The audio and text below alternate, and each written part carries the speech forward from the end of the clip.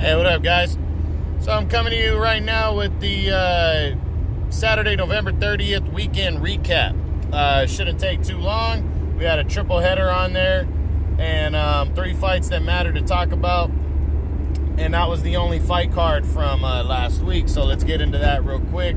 We'll start with the undercard where we saw an interim super welterweight title on the line. It was a WBO interim super welterweight title, which actually was Jaime Munguia is in the process of giving up the full title, and the winner of this fight is likely going to be declared the world champion at next week's WBO convention. It saw undefeated Carlos Adames against Patrick Teixeira. Teixeira had been knocked out a few years ago against Curtis Stevens. When he was on the rise then, he's been knocking out everybody else, pretty much beating everybody else, but he couldn't figure out this guy, Carlos Adames. Carlos Adames was just, it was a good, hard-fought battle between the two. They went at it. Teixeira got bloodied, but he seemed to just outwork him. It was a good, close fight. It went to the scorecards. Teixeira scored a knockdown earlier in the fight, and that actually won him the fight, because on the scorecards they had it 114-113 on 2 cards. So that knockdown, if he didn't get it, it would have been declared a draw. And it would have been declared a draw. So Teixeira gets the win.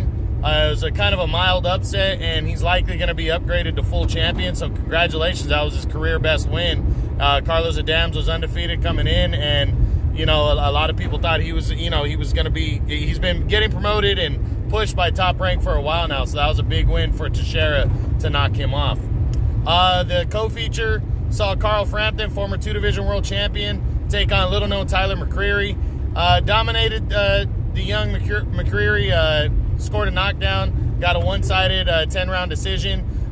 He purposely fought at 128 pounds of catch weight because he's not 100% if he's going up to 130 or he's going to stay at 126, but the most likely option for him next is him moving up to 130 and going for a championship in a 3rd weight class, where he would take on Jamel Herring, and he would fight in Belfast, Ireland, if that happens. So big deal for him right there if he can pull that fight off and get it. So we'll see what happens.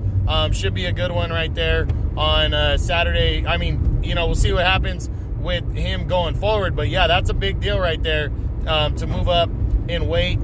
He says he's open to fighting any challenger at 126, any champion at 126, but I think he's getting more opportunity at 130 right now, so we just got to wait and see.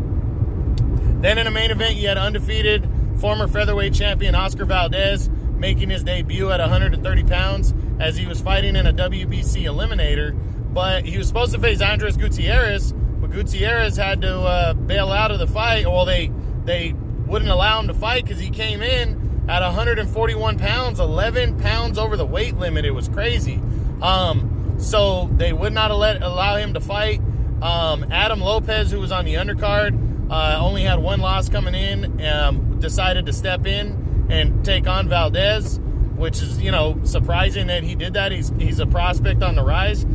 He actually scored a knockdown in the fight over Valdez, but Valdez put the pressure on, stopped him in the 7th round of that one, and got the win. So, these kind of things happen, the knockdown, these kind of things happen, but at the same time, Valdez, moving up to 130, he didn't have a lot of pop at 126. He had decent power, but nothing overwhelming. Now, I don't know if that was because he was cutting so much weight, or maybe he's just not that big and powerful of a guy.